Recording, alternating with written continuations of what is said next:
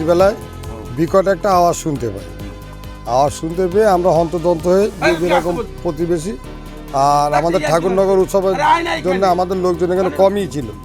আমরা যারা যারা ছিলাম তারা এসে এখন প্রাথমিকভাবে দেখি যে আগুনটা দাউ দাউ করে জ্বলছে।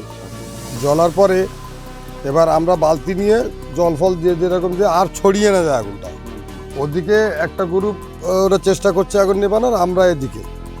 তারপরে উপরে ইলেকট্রিক লাইন ছিল, একটা বাচ্চা চেঁচিয়ে বলল যে ইলেকট্রিক লাইন রয়েছে মাথায়। তখন আমার এই ভাইপো স্বপন ছুটে গিয়ে মেনটা অফ করে দেয়। তারপরে আমরা এখানে সারিবদ্ধ, এই যে জায়গাটা দেখতে পাচ্ছেন, সারিবদ্ধভাবে হাতে হাতে বালতি নিয়ে আমরা জলটা মারছি। তারপরে একটা মহিলা আর তার স্বামী ছুটে বালতি আনতে গেছে ওই ঘরটা।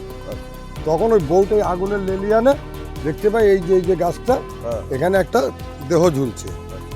হ্যাঁ, সেটা ছিল ওর নাম হচ্ছে বিজয় ভট্টাচার্য আর তার স্ত্রী।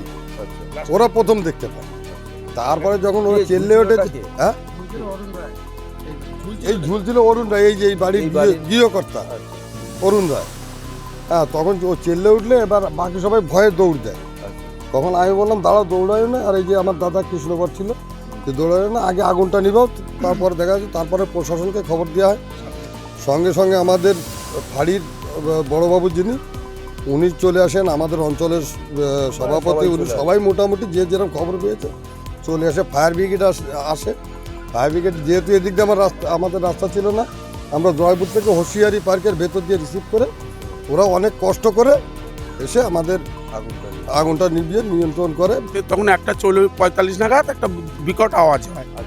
তখন আমাদের পাড়ার সবাই বিকট আওয়াজ শুনে আমরা সব ছুটে আসি। এসে দেখি দৌ দৌ করে আগুন জ্বলছে।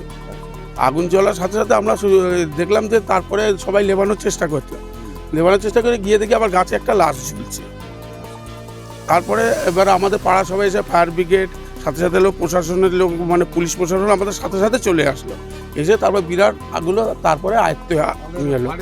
বাড়ুর বড়বাবু, আমাদের অঞ্চল প্রতিনিধি সুব্রত চৌধুরী, অঞ্চল সভাপতি, সবাই চৌধুরী একদম সেই সকাল থেকে, মানে রাত্রি 2টো থেকে একদম সকাল অবধি ছিল। আমাদের এখানে পঞ্চায়েত সদস্য ছিল, আমাদের পাড়া সবাই ছিল। আমাকে কেউ একজন ডেকে বলে যে এরকম আগুন ধরেছে। আমি এখানে আসি, এসে দেখি যে আগুন সবাই মিলে নেভানোর চেষ্টা করা হচ্ছে, কিন্তু নেভে না।